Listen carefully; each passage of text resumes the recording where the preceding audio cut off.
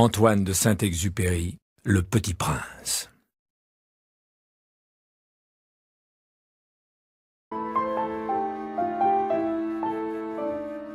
Il me fallut longtemps pour comprendre d'où il venait. Le petit prince qui me posait beaucoup de questions ne semblait jamais entendre les miennes. Ce sont des mots prononcés par hasard qui, peu à peu, m'ont tout révélé. Ainsi, quand il aperçut pour la première fois mon avion, je ne dessinerai pas mon avion, c'est un dessin beaucoup trop compliqué pour moi, il me demanda « Qu'est-ce que c'est que cette chose-là » ?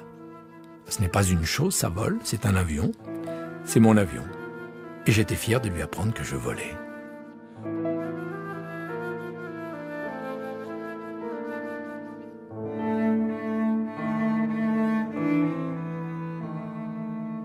Alors il s'écria « Comment ? Tu es tombé du ciel ?» « Oui, » fis-je modestement.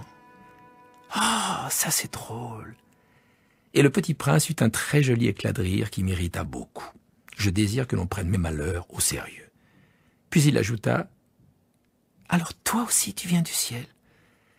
De quelle planète es-tu » J'entrevis aussitôt une lueur dans le mystère de sa présence, et j'interrogeai brusquement. « Tu viens donc d'une autre planète ?» Mais il ne me répondit pas. Il hochait la tête doucement tout en regardant mon avion. « C'est vrai que là-dessus tu ne peux pas venir de bien loin. » Et il s'enfonça dans une rêverie qui dura longtemps. Puis, sortant mon mouton de sa poche, il se plongea dans la contemplation de son trésor. Vous imaginez combien j'avais pu être intrigué par cette demi-confidence sur les autres planètes. Je m'efforçais donc d'en savoir plus long. D'où viens-tu, mon petit bonhomme? Où est-ce chez toi? Où veux-tu emporter mon mouton? Il me répondit, après un silence méditatif, « Ce qui est bien avec la caisse que tu m'as donnée, c'est que la nuit, ça lui servira de maison. » Bien sûr. Et si tu es gentil, je te donnerai aussi une corde pour l'attacher pendant le jour et un piquet. La proposition parut choquer le petit prince. L'attacher? Quelle drôle d'idée! Mais si tu ne l'attaches pas, il ira n'importe où, il se perdra.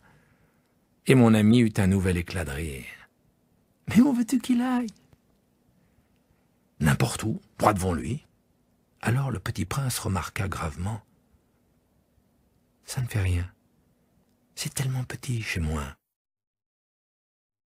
Et avec un peu de mélancolie, peut-être, il ajouta, « Droit devant soi, on ne peut pas aller bien loin. »